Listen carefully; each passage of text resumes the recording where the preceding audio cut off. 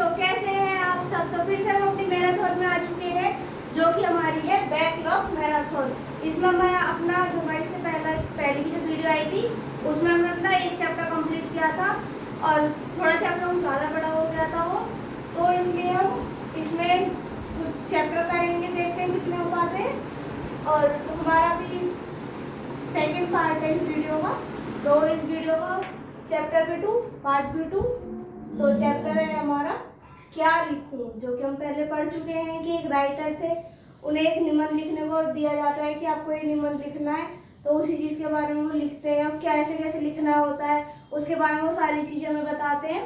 तो चलते हैं अपने चैप्टर पे, क्या लिखूं चैप्टर में क्या है सारे डिटेल में पढ़ते हैं। तो ये यहाँ से हमारा चैप्टर शुरू होता है। इसमें कुछ मैंने आपको कुछ टॉपिक्स दिए हैं जो कि आप मान सकते हो, शॉर्ट नोट्स मान सकते हो कि इसमें जो इस चैप्टर के अंदर जितनी भी चीज़ें बताई हैं, मतलब कि किस टाइप से हम निबंध लिखते हैं, मतलब उसमें जितनी चीज़ें बताएंगे वो सारी चीज़ें मैंने शॉर्ट पॉइंट में छोटे में बता दी आपको। तो इसकी पहली जो हमारा जो पहला पॉइंट है वो है लेखक की दुविधा। मतलब कि लेखक जब कुछ भी कविता, कुछ भी निबंध वगैरह कुछ भी लिखता है तो उनके सामने क्या क्या समस्याएं आती हैं। तो आदेश और दबाव, यानी कि मैंने आपको ऑर्डर दिया तो आपको उस ऑर्डर के अंदर ही उस निबंध को या फिर कोई कविता है उस चीज़ को उसी टाइम में लिखना है। तो ये तो एक दबाव हो गया ना कि भाई ये चीज़ तो मुझे एक ऑर्डर मिला है और इसमें मैं अपनी सारी मन की चीज़ें कैसे बता पाऊँगा। तो ये और एक तो ये आदेश और दबाव। दूसरी होती है मस्तिष्क का खुला होना, यानी कि जब तक कोई भी राइटर है, कोई भी लेखक है, जब तक उसका दिमाग ही खुला नहीं होगा और वो अच्छे से सोच नहीं पाएगा। अगर वो किसी चीज़ के बारे में सोच रहा है और मतलब उसका दिमाग खुला नहीं है, मतलब कि हम कुछ भी चीज़ें लिखते हैं तो उसके बारे में पहले हमें थोड़ा सोचना पड़ता है। जब तक हम उस चीज़ को सोच ही नहीं पाएंगे अच्छे से, तो हम कोई भी कविता हो, कोई भी निबंध हो, उस चीज़ को हम अच्छे से एक्सप्लेन नहीं कर पाते। इसलिए किसी भी लेख को लिखने से पहले जो राइटर होता है उसका मस्तिष्क खुला होना चाहिए। और तीसरा है हमारा निश्चित पृष्ठ सीमा, यानी कि कोई एक टाइम दिया होता है, एक टाइम लिमिट जिसे बोल देते हैं कि आप, जैसे कि मैंने एग्जांपल में बता दिया आपको कि मैंने आपको दी है 1 अगस्त की, मैंने आपको तारीख दी है कि मेरे को ये काम मैंने आपको 1 अगस्त को दिया है और मुझे ये 2 अगस्त को मुझे काम पूरा कंप्लीट चाहिए, मुझे चेक करवानी। तो मतलब कि ये सारा काम कंप्लीट करके आप मुझे चेक कराओगे।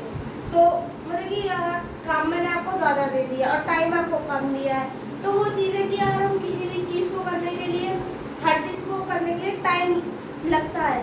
परंतु जो मैंने आपको दे दिया कि आप कोई भी एक निबंध लिखो और ये मैंने आपको टाइम दे दिया, इस डेट को मुझे वापस चाहिए, टाइम है आपके पास कम, तो उसमें पहले आपको सोचना पड़ेगा। एक दिन तो आपको सोचने में मान लो कि भाई हमने सोचा कि ये चीज़ कैसे होती है, कब होती है, क्यों होती है, किसके बारे में होती है, इसके बहुत सारे क्वेश्चन हो गए। अब इन सारे क्वेश्चनों के आंसर ढूंढो, उसमें टाइम गया। फिर उसे जब लिखने बैठोगे तो उसमें क्या लाइन में ऐसी लिख दूँ कि वो अच्छी हो जाए, मतलब बहुत सारी चीज़ें सोच के लिखना, और एक टाइम लिमिट हर चीज़ को लिखने के लिए होती है। तो उसमें काफ़ी, एक लेखक को लिखने में काफ़ी इन सब चीज़ों की परेशानी होती है और लेखक के सामने सारी दुविधाएं आती हैं। और सेकेंड, निबंध की कला, मतलब कि किसी भी कोई भी कविता या निबंध हो उसे लिखने की कला क्या होती है, वो होती है अम्य। अम्य यानी कि गंभीर, किसी भी चीज़ को लिखने से पहले हमें खुद को गंभीर होना होता है। और सुबोध यानी कि सरल, किसी भी चीज़ को लिखो ऐसी भाषा में लिखो, सरल भाषा में लिखो, ताकि सामने वाला जब पढ़े उसे तो उसे अच्छी से समझ में आए, वो अपनी भाषा में उसे अच्छे से ट्रांसलेट कर पाए और वो खुद भी समझे, और अगर वो समझाना चाहे तो अपने सामने वाले को वो चीज़ समझा सके। तो अपनी सरल भाषा होनी चाहिए। और तीसरा पॉइंट आ जाता है हमारा पीढ़ियों का अंतर, यानी कि जैसे कि अब काफ़ी जनरेशन चेंज होती है तो पीढ़ियों का अंतर हो जाता है दोनों में। उसी प्रकार से होता है कि युवा है भविष्य प्रेमी, यानी कि जो युवा होते हैं, जैसे कि हम अब युवा है तो हम अपने भविष्य के बारे में सोचते हैं कि हम भविष्य में ऐसा कर देंगे, हम भविष्य में वैसा करेंगे, तो हम लोग हैं भविष्य प्रेमी। और जो हमारे वृद्ध, यानी कि जो हमारे बुजुर्ग लोग हैं, वो अतीत प्रेमी होते हैं। वो पुराने टाइम में सोचते रहते हैं कि हमने ये किया था, हमने ऐसे किया था, वैसे किया था, यानी कि वो अतीत के अतीत के बारे में ही सोचते हैं, वो होगा बुजुर्ग। और जो युवा होते हैं वो अपने कल के बारे में सोचते हैं, अपने पिछड़े जो गया हुआ कल है उसके बारे में सोचते हैं, जो आने वाला कल है उसके बारे में सोचते हैं, इसलिए हो जाते हैं भविष्य प्रेमी। और हमारा लास्ट पॉइंट है सच्चा निबंध। सच में कि कोई भी निबंध लिखना हो तो उसे सच्चा निबंध लिखना होता है। नियमों से मुक्त, यानी कि किसी भी निबंध को लिखने से पहले हमारे ऊपर कोई नियम नहीं होनी चाहिए, नियमों से मुक्त होनी चाहिए कि ना ही तो कोई टाइम लिमिट हो और मतलब कि ना ही किसी चीज़ का दबाव हो, बस अपनी मर्जी से खुले दिमाग से और अपने ही एक समय में उसे पूरा कर लो। और हमारा दूसरा है मन के सच्चे उदार, मतलब कि जब तक हम किसी के नियमों में बंधे रहेंगे कि हमें ये काम ऐसे करना है, इतने टाइम में करना है, तो हमें उस चीज़ की टेंशन होएगी, हम अच्छे से उस चीज़ को एक्सप्लेन नहीं कर पाएंगे। इसीलिए हमें किसी भी नियमों की आवश्यकता नहीं होती है। कुछ भी निबंध वगैरह लिखने से पहले हमें नियमों से मुक्ति चाहिए होती है। और दूसरा है मन के सच्चे उदार, जो हमारा हम नियमों से मुक्त होंगे, हमें कोई टेंशन नहीं होगी, तो जो भी हम निबंध लिखेंगे उसे हम अपने सच्चे मन से लिखेंगे और उसमें हम जो भी चीज़ें लिखेंगे वो अपने जो हमें खुद अच्छा लगेगा और हमारे जो उदाहरण जो हमें लगेंगे कि हम ये चीज़ एक्सप्लेन करेंगे, ये उदाहरण देंगे तो सामने वाले को समझ आ जाएगा। वही सारी चीज़ें होती है इसमें सच्चा निबंध जब लिखते हैं उसमें। बढ़ते हैं अपने आगे के टॉपिक्स पे, अपना चैप्टर आगे शुरू करते हैं। तो यहाँ से हमारे जो मैंने आपको शॉर्ट टॉपिक्स बताए थे अब इससे पहले, वो सारे ही टॉपिक्स इसमें पूरे अच्छे से एक्सप्लेन है, मतलब कि क्या क्या समस्याएं रियली में आती हैं हम लोग के सामने, जो लेखक होते हैं कि उन लोग सामने कैसे लिखते हैं, उन लोग दिमाग में क्या क्या चलता रहता है, वो सारी चीज़ें इसमें बताते हैं। तो हमारा पहला है लेखन का आदेश, मतलब कि जैसे मैंने आपको बताया था कि जब भी कोई आदेश या फिर दबाव होता है तो उसमें कोई भी राइटर कैसे लिख पाता है। तो लेखक को उनकी एक परिचित कुमारी और एक पत्रिका के संपादक द्वारा 2 अलग अलग निबंध लिखने का काम सौंपा जाता है, मतलब कि 2 निबंध लिखने होते हैं उन्हें और एक टाइम दिया जाता है कि इस टाइम में लिखना है और एक काम सौंप दिया जाता है कि ये काम तुम्हें करना ही करना है। और हमारा सेकंड है कठिन शर्तें, मतलब कि जो निबंध दिया था उसे देने के बाद भी शर्तें रख दी सामने। शर्त बहुत कठिन है, एक निबंध गंभीर और दुविधापूर्ण अमीर, जो मैंने आपको बताया था कि अमीर जो होता है वो गंभीर, मतलब कि कोई भी निबंध हो उसे गंभीर रूप में लिखना है।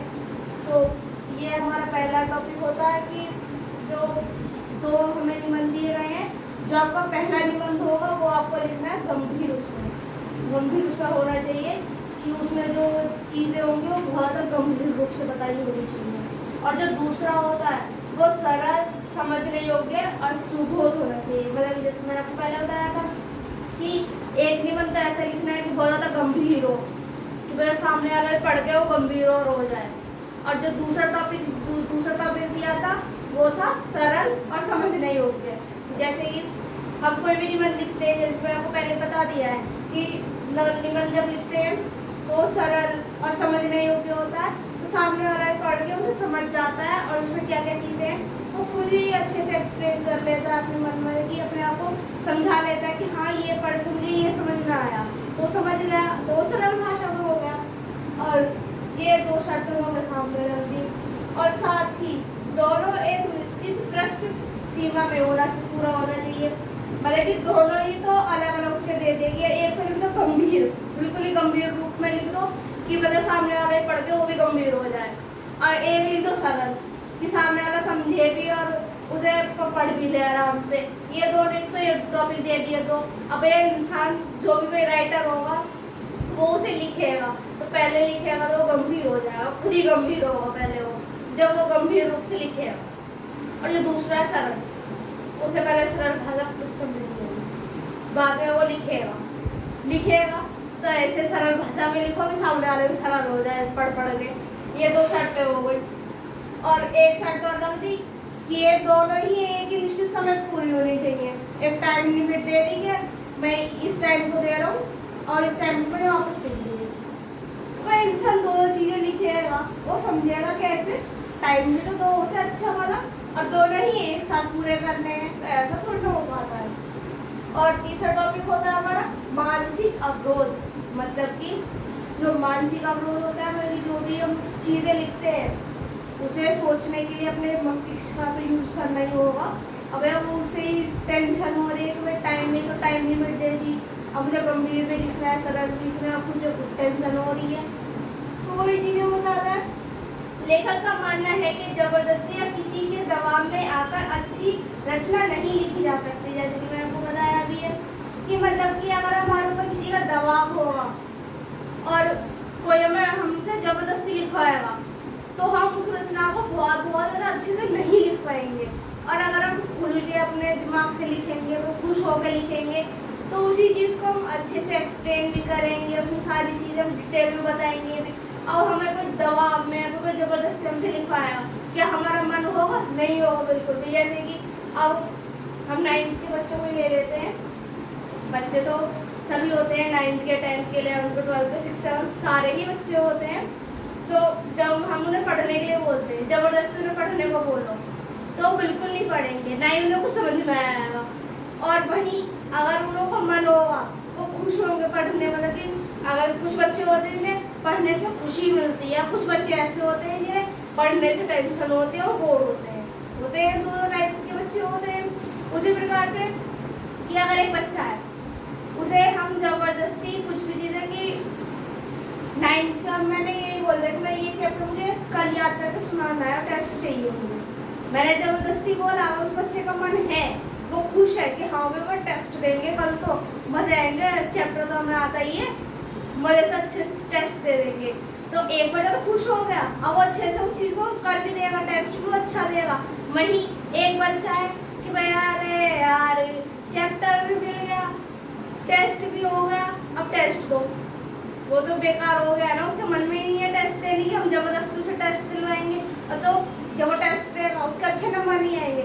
ऐसे ही जो भी काम करो अपने मन से करो, किसी के भी दबाव में, किसी की भी जबरदस्ती कोई करे तो उस काम को नहीं करना चाहिए। जो काम करो अपने मन से करो, खुल के करो, खुशी से करो। वैसे ही लेखक बताते हैं कि लेखक का मानना है कि जबरदस्ती या किसी के दबाव में आकर अच्छी रचना नहीं हो सकती।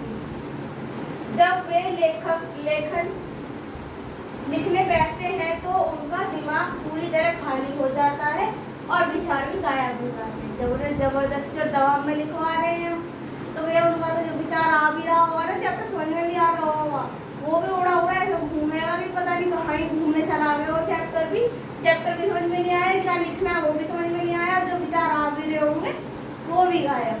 जबरदस्ती कुछ नहीं हो सकता। और हमारा सेकेंड टॉपिक आता है महान लेखकों के मत। मतलब कि जो बड़े बड़े लेखक थे, बड़े बड़े निबंधकार थे, उनके क्या मत थे वो भी देख लेते हैं। लेखक बेकन और मोंटेन जैसे प्रसिद्ध अंग्रेजी निबंधकारों का उदाहरण देते हुए जो बिना किसी नियम या बंधन के पूरी स्वतंत्रता से लिखते थे। वही जैसे मैंने भी आपको दो बच्चों का एग्जाम्पल दिया, वो ही बताते हैं कि दो राइटर हैं बहुत प्रसिद्ध अंग्रेजी राइटर, ये बेकेन और मोंटेन, ये नाम याद रख लेना, पेपर में कभी कभी आ भी आता है कि वो दो प्रसिद्ध राइटरों के नाम बताइए जिन्होंने निबंध लिखे थे, पूछ लेते हैं। इसी का एक उदाहरण देते हुए बोलते हैं कि ये दोनों जो राइटर थे, ये बिना किसी जबरदस्ती के, किसी दबाव के और बिना किसी नियमों के, बिना किसी बंधन के स्वतंत्रता रूप से बिल्कुल स्वतंत्र होकर अपनी मर्जी से, अपनी खुशी से ये निबंध लिखते थे, तो ये लोग के निबंध अच्छे भी होते हैं। और हमारा सेकेंड है लेखन का विरोधाभास। मतलब कि कुछ लोग उसके पक्ष में भी हैं, कुछ विपक्ष में भी हैं, तो इसकी विरोधाभास देख लेते हैं। जब किसी को एक निश्चित विषय दे दिया जाता है तो लिखना बहुत मुश्किल हो जाता है। इसके विपरीत जब लेखक अपने किसी वास्तविक अनुभव या दिल को छू लेने वाली घटना पर लिखता है तो शब्द अपने आप बहने लगते हैं। वैसे ही जैसे हम किसी भी कोई भी निबंध, जैसे कि पेपर में हमारे कभी कभी आ जाते हैं निबंध वगैरह लिखने के लिए, या फिर कोई राइटिंग सेशन में आ जाते हैं निबंध और पूरे चैप्टर का एक्सप्लेन वो सब प्रसंग व्याख्या वगैरह आ जाती है। उसमें हमें एक टॉपिक दिया जाता है कि ये तुम्हारा टॉपिक है और इस पर लिखो, और वर्ड लिमिट भी दी जाती है कि इतनी लिमिट है आपके वर्ड्स की और इतने नंबर का। अब टॉपिक हमने पहले वैसे हमने कर लिया है, हम उस चीज़ के बारे में सब जानते हैं, लेकिन जब अनाचक से देखते हैं और उसके नंबर भी और वर्ड लिमिट भी ये चीज़ देखते हैं ना, तो हमें अगर उस चीज़ के बारे में आता भी होगा ना तो भी हम भूल जाएंगे उसमें क्या लिखना है क्या नहीं लिखना, वो हम अच्छे से नहीं एक्सप्लेन कर पाते हैं। और वहीं जब हमें कोई हमारे मन की बातें लिखने को बोल देता है तो वहीं पर हम बहुत ज़्यादा अच्छे से उसे एक्सप्लेन करके भी लिखते हैं, उसके बारे में सारी चीज़ें बताते हैं। और वर्ड लिमिट उसमें कोई होती ही नहीं है, उसमें जो हमारे मन में आता है, जितने हम अपने होते कि वो अपने बारे में लिख रहे हैं, अपने बारे में हमें सारी चीज़ें पता है, तो हम वही चीज़ें अच्छे से एक्सप्लेन करके बहुत ज़्यादा जब हमारे पास कोई वर्ड लिमिट नहीं है, कोई नंबर नहीं है, तो हम आराम से उसे खोल के लिखते हैं और उसमें सारी चीज़ें अपनी बता देते हैं। तो यहीं पे हमारा ये वाला टॉपिक खत्म होता है। इसी चैप्टर के जो नेक्स्ट टॉपिक है चलो, तो ये हमारी इस वीडियो के नहीं, इस चैप्टर के लास्ट टॉपिक है। तो हमारा जब शुरू होता है, दूर के ढोल सुहावने होते हैं। यह इस अध्याय का एक बहुत ही महत्वपूर्ण विचार है। इसका अर्थ है कि जो चीज़ें दूर होती है वे ही सुंदर लगती है, मतलब कि दूर के ढोल सुहावने लगते हैं, मतलब कि कोई भी चीज़ है वो अगर हमसे दूर है तो हमें बहुत अच्छी लग रही है, लेकिन अगर वही चीज़ अगर हमारे पास आ जाए, कुछ टाइम हमारे पास हो, वही चीज़ हमें बोरिंग लगने लगती है और उस चीज़ से हमारा मन हट जाता है और वो चीज़ हमारे लिए ख़राब हो जाती है। जैसे कि एक फ़ोन है, फ़ोन को हम यूज़ कर रहे हैं, अगर वो नया फ़ोन आया है और जैसे हम नया फ़ोन लेते हैं तो उस टाइम पे उस फ़ोन से हमारा कितना ज़्यादा लगाव हो जाता है कि भाई हमारा तो फर्स्ट फ़ोन है, और जब मैंने नया फ़ोन लिया, मतलब जब तक हम उसे लेते हैं और वो दूर होता है तो हमें कितना अच्छा लगता है, लेकिन जब वो हमारे पास आ जाता है उसमें अगर कोई दिक्कत हो जाती है और बहुत ज़्यादा टाइम हो जाता है उसे चलाते हुए, तो एक टाइम को खुद को बोरिंग लगता है, यार सबके पास तो नए फ़ोन आ गए, मुझे भी नया लेना चाहिए। तो पुरानी चीज़ बोरिंग हो गई और जो नई चीज़ें आ रही है हमारा इंटरेस्ट उस नई चीज़ में हो जाएगा, क्योंकि वो दूर है, हमारे पास नहीं है, तो हमारा इंटरेस्ट उसमें होगा, और जो हमारे पास चीज़ है उसमें हमारा इंटरेस्ट खत्म होता चला जाएगा। तो इसलिए बोलते हैं कि जो दूर की चीज़ें होते हैं, जो दूर के ढोल होते हैं, वो सुहावने और सुंदर लगते हैं। युवा की सोच, जैसे कि मैंने आपको पहले बता दिया है कि जो युवा की और वृद्धजनों की जो सोच होती है वो किस टाइप की होती है, वो किस चीज़ के बारे में ज़्यादा सोचते हैं, वही चीज़ें इसमें दोबारा रिपीट है।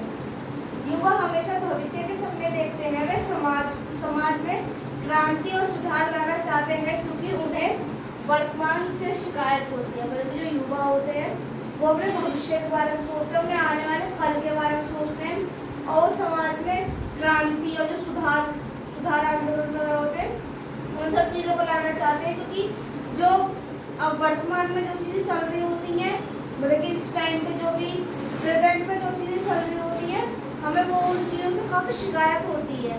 तो इसलिए हम ये सोचते हैं कि चलो कोई बात नहीं, अगर हमारे प्रेजेंट में हमारे वर्तमान में ये सब चीज़ें हमें इन चीज़ों से शिकायत है, लेकिन हमने फ्यूचर के लिए तो हम इन सब चीज़ों को अच्छा कर सकते हैं। तो इसलिए जो युवा होता है उन्हें भविष्य के लिए सोचता है, आने वाले कल के लिए सोचता है।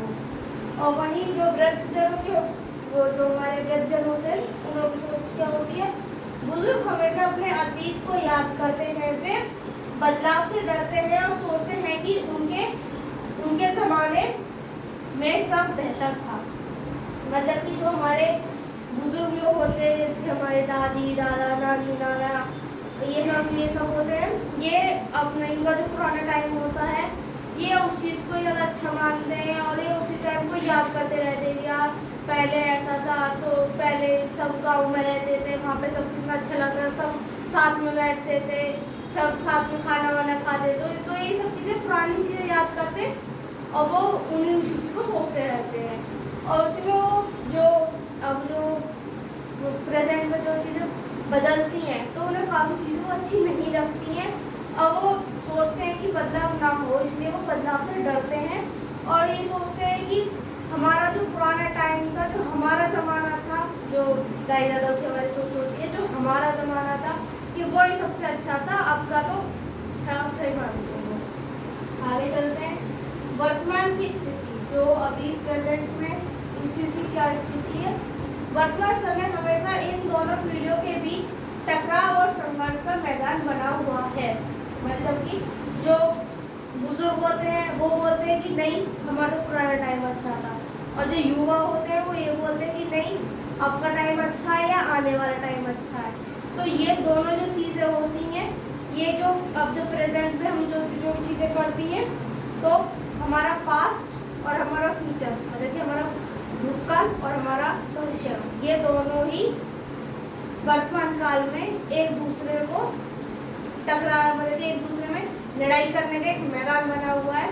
कि कुछ लोग बोलते हैं कि जो हमारे बुजुर्ग होते हैं वो बोलते हैं कि नहीं पुराना टाइम अच्छा था, और जो युवा होते हैं बोलते हैं कि नहीं आने वाला काल अच्छा है। तो ये इन दोनों सोचों को लेकर जो हमारा प्रेजेंट का टाइम है, ये दोनों ही एक टकराव का मैदान बना हुआ है और दोनों सोचों का एक दूसरे में टकराव होता ही रहता है। अब ये जो मैंने आपको लास्ट में जो मैंने आपको शॉर्ट नोट्स बताए थे, उसमें भी आपको बताया था कि जो निबंध लिखने की सच्चाई होती है, जो सच्चा निबंध जो होता है वो किस टाइप से होता है, ये जो हमारा लास्ट टॉपिक है ये सीखा है। नियमों से मुक्ति पहले जो बता दिए। बख्शी जी अंत में ये निष्कर्ष निकालते हैं कि सच्चा साहित्य किसी पुस्तक या फॉर्मूले को देखकर नहीं बनाया जा सकता। मतलब जो हमारे राइटर हैं बख्शी जी, वो बोलते हैं कि लास्ट में जो हमारा जो चैप्टर का अंत होता है उसमें ये बोलते हैं कि कोई भी साहित्य हो, कोई भी निबंध हो, कोई भी कविता हो, उसे लिखने के लिए हमें किसी पुस्तक या किसी फॉर्मूले की ज़रूरत नहीं होती है। वो इन दोनों को बिना देखे ही जो चीज़ें हमारे मन की दिल से निकलती है, हमारी जो भावनाएं और प्रकट करती हैं, वही चीज़ें असली होती हैं। किसी कोई भी पुस्तक हो या कोई भी फॉर्मूला हो, ये दोनों मिल भी जाए ना और इन्हें देखकर भी हम कोई भी साहित्य नहीं लिख सकते। तो यही चीज़ें हम बोलते हैं। और हृदय की स्वाभाविक अभिव्यक्ति, जो हमारा जो मन करता है और जो हमारी जो इच्छा होती है उसके बारे में, ये वास्तविक और अनूठा वही है जो बिना किसी बनावट के लेखक के अपने व्यक्तित्व, अनुभवों और दिल से सच्चे भावों से निकलता है। मतलब कि जो एक साहित्य, कविता और कोई भी निबंध होता है वो सच्चा जब ही होता है जब कोई लेखक लिखता है, और जब लेखक कोई लिखता है तो वो अपने दिल की जो सोच होती है, अपनी जो भावनाएं होती हैं, वो चीज़ें उसमें लिखता है, वही चीज़ें उसमें एक अनूठापन लाती है और सबसे वो हटके बन जाती है। समाधान क्या है इस चैप्टर के लास्ट में? समाधान भी बताते हैं। अंत में लेखक अपनी सारी चिंता छोड़ देते हैं, वे अपनी इस दुविधा को ही कि क्या लिखूं निबंध का विषय बना लेते हैं और सहजता से लिखना शुरू कर देते हैं। मतलब लास्ट में वो बोलते हैं कि ये जो जितनी टेंशन है, जितनी परेशानियां हैं, इन सभी चीज़ों को छोड़ दो, इन सब चीज़ों को छोड़ देते हैं और लास्ट में वो जो उनका निबंध था क्या लिखूं, इसी को अपना विषय बना लेते हैं और इसी को ही लेकर बैठ जाते हैं और बहुत ज़्यादा सहजता और सरलता से उसे लिखने बैठ जाते हैं और अपनी भावना को प्रकट करने लगते हैं जब लेख को लिखते हैं। तो सेकंड चैप्टर हमारे यही खत्म होता है। बढ़ते हैं अपने थर्ड चैप्टर। तो ये हमारा थर्ड चैप्टर जो है संवादहीन, तोते वाला, ताई और तोते वाला चैप्टर। तो इसमें तो हमारे जैसे कि मैंने इससे पहले चैप्टर में आपको पहले शॉर्ट नोट्स बताए थे, उसी प्रकार से हम हर चैप्टर में सबसे पहले अपने जो शॉर्ट नोट करेंगे, जो हमारे जो जिस टॉपिक को हम डिटेल में पढ़ने वाले हैं उसी को सबसे पहले हम शॉर्ट करके उसमें क्या क्या चीज़ें हैं हम ये देखेंगे। तो हमारा पहला टॉपिक इसी में बनता है ताई का अकेलापन। जो ताई थी, जो दादी माँ थी, उसमें ताई उन का अकेलापन क्या था। सूना खंडर घर, जो उन लोगों का घर था वो सूना हो चुका था, उसमें कोई नहीं था ताई के अलावा, तो इस वजह से वो सूना और खंडर घर हो गया था। और बच्चों का पलायन जो लोग ताई के जो बच्चे थे वो शहर चले गए नौकरी के लिए, तो इस वजह से बच्चों का पलायन हो गया। थर्ड पॉइंट है हमारा अतीत के सुनहरे दिन। जो ताई का जो अतीत था उसमें जो उनके सुनहरे दिन थे वो उनको याद करते हैं, वो बुजुर्ग वाले आ गए अतीत याद करते हैं। सेकंड, मिट्ठू का आगमन। मिट्ठू तोता था, पहाड़ी तोता, ताई का मातृ स्नेह, मतलब कि जो जब मिट्ठू आया, मिट्ठू था पहाड़ी तोता, बोलने वाला तोता, और जो ताई की ममता थी, वो ममता और स्नेह था, वो सब उस मिट्ठू के लिए होगा, उस तोते के लिए होगा। थर्ड पॉइंट है हमारा तोते का गायब होना। जगन मास्टर की कोशिश और नकली तोता धोखा, ताई के साथ धोखा हो गया, ताई को नकली तोता मिल गया, धोखा हो गया ताई के साथ बहुत बड़ा वाला। अंतिम सत्य FG तोते का मौन। जब ताई वहां से वापस आती है, वो क्या था वो, मतलब कि जब गंगा जी से वहां के वापस आती है वो, तो वहाँ पे जो उनका तोता था वो मौन हो जाता है, क्योंकि नकली तोता होता है तो बोलता ही नहीं है, मिट्ठू छोड़ी ना था वो, तो इस वजह से वो तोता मौन हो गया, FG हो गया। और गहरा मौन जिसको बोलते हैं संवादहीनता, मतलब कि जो इंसान बोल नहीं पाता, जो बिल्कुल चुप हो जाता है, गहरा मौन हो जाता है, उसे बोलते हैं संवादहीनता। जो बिल्कुल ना बोल पाए, कोई भी संवाद नहीं कर पाए। ये हमारे 4 टॉपिक है। अब इन्हें डिटेल में पढ़ते हैं क्या है। तो इस चैप्टर का हमारा फर्स्ट टॉपिक शुरू होता है अतीत की खुशहाली। ताई के अतीत की जो खुशहाली थी उसके बारे में बताते हैं। ताई ने अपने जीवन में बहुत अच्छे दिन देखे थे। कभी उनके इस बड़े घर में भरा पूरा परिवार, बहू बेटियां, नौकर चाकर और पालतू पशु हुआ करते थे। मतलब जो ताई का जो घर था, बड़ा आलीशान घर था उनका एक, उसमें ताई के बच्चे, ताई की बहुएं और ताई की बेटियां, नौकर चाकर और जो उनके पालतू पशु थे, इसकी गाय भैंस वगैरह हो गई, ये सारी चीज़ें थी उन लोगों के घर में। तो इस वजह से उनका जो पूरा घर था वो भरा पूरा, और उसमें बहुत मतलब कि भरा पूरा परिवार था उसके में। और बाद में वो अकेली हो गई।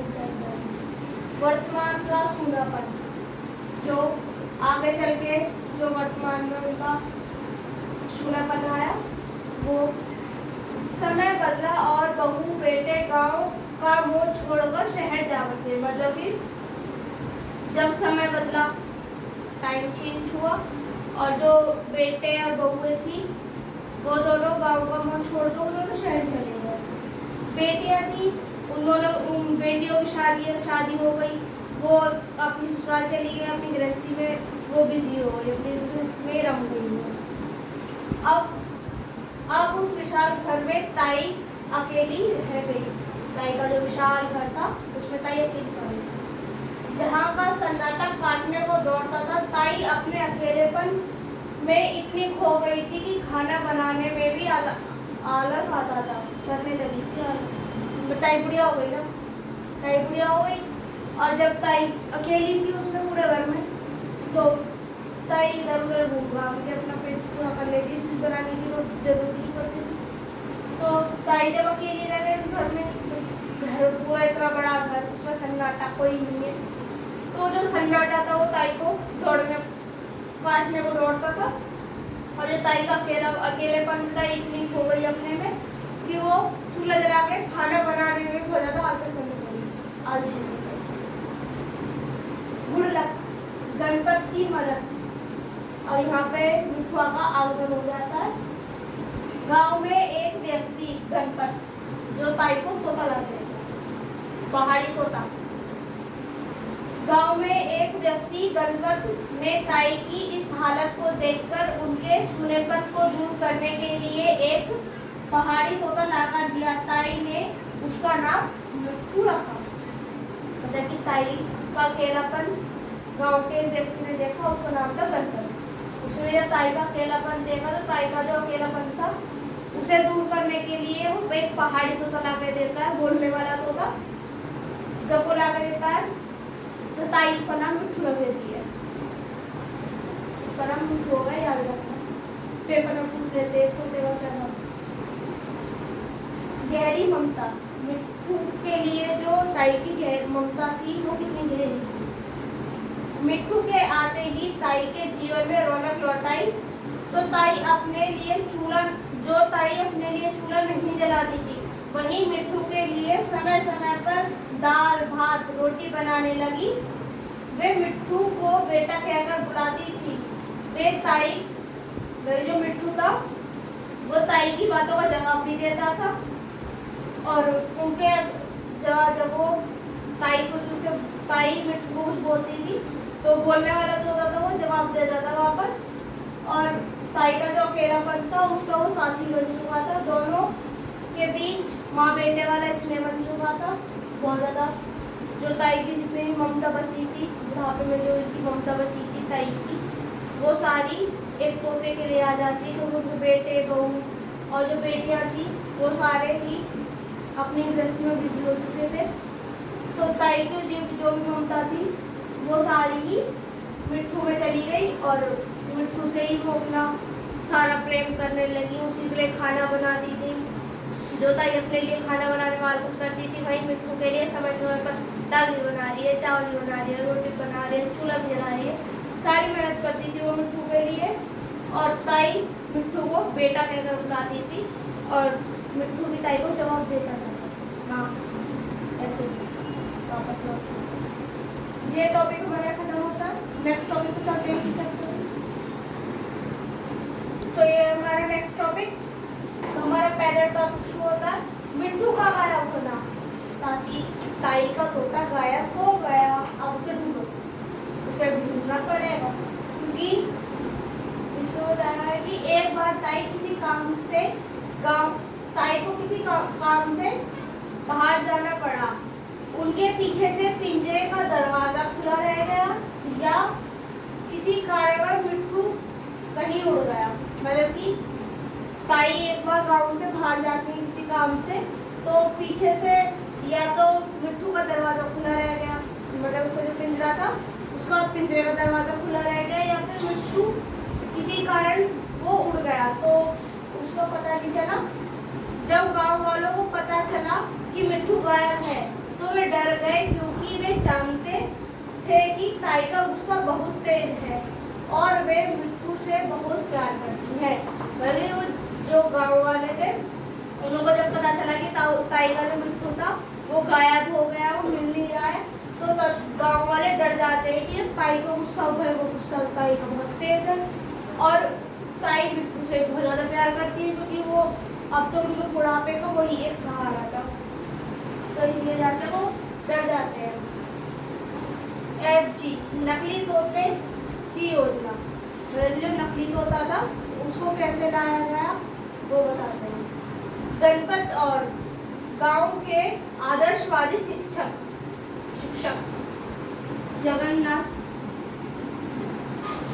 जगन मास्टर ने ताई के गुस्से से बचने के लिए और उन्हें सदमे से बचाने के लिए बाजार से एक नकली तोता जो मिट्ठू जैसी बाजार से एक तोता खरीदते हैं, वो जो बिल्कुल मिट्ठू की तरह दिखता था, उसे लाकर वो पिंजरे में बंद कर देते हैं।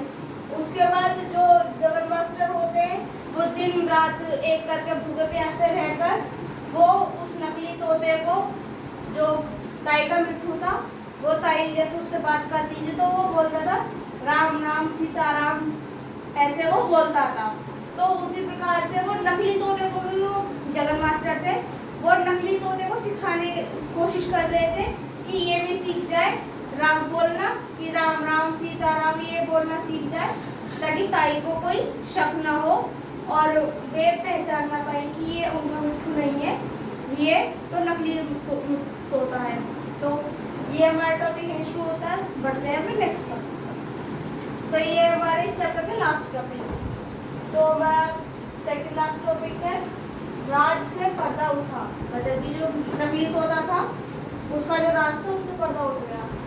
ताई जब गांव लौटी तो वे सीधे अपने मिट्ठू के पिंजरे के पास आई और उसे प्यार से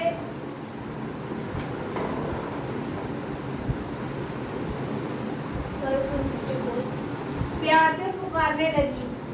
पिंजरे में बैठा नकली तोता ताई की आवाज पर कोई प्रतिक्रिया नहीं दे रहा था। वे बिल्कुल मौन था, बस इधर उधर ताक रहा था। जब वो इधर उधर देख रहा था तो ताई समझ गई थी, क्योंकि जो मिट्ठू था ताई का जो असली तोता था वो उनकी आवाज पर रिएक्ट करता था, अपने मतलब बोलता था जो वो बोलती थी। तो ये नकली तोता कुछ भी नहीं कर रहा था, वह इधर उधर देख रहा था और कुछ नहीं कर रहा था और बिल्कुल चुप था, कुछ भी नहीं बोल रहा था। संवादहीन व्यवस्था। ताई तुरंत समझ गई कि यह उनका मिट्ठू नहीं है। तोते के इस मौन ने ताई को उसी अकेलेपन और संवादहीन अवस्था में धकेल दिया जो उनके पुराने अकेलेपन से भी दर्दनाक था, क्योंकि अब उनकी आखिरी उम्मीद भी टूट चुकी थी। बल्कि जो अब ताई की जो उनका जो पूरा परिवार था, उनके बेटे बहुए और उनकी बेटियां थी, वो सब चले गए। बस ताई अकेली रह गई। एक उम्मीद जगी हुई ताई के पास जो थी उनकी मिट्ठू। अब वो मिट्ठू भी चला गया।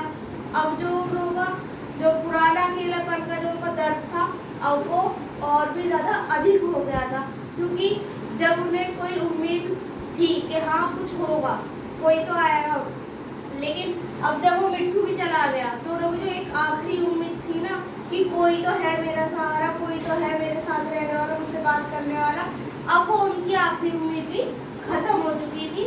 इसलिए जो ताई का जो पुराना अकेलापन था, ये अकेलापन उससे भी ज़्यादा दर्दनाक है। तो ये हमारा थर्ड चैप्टर यही खत्म होता है। बढ़ते हैं अपने फोर्थ चैप्टर।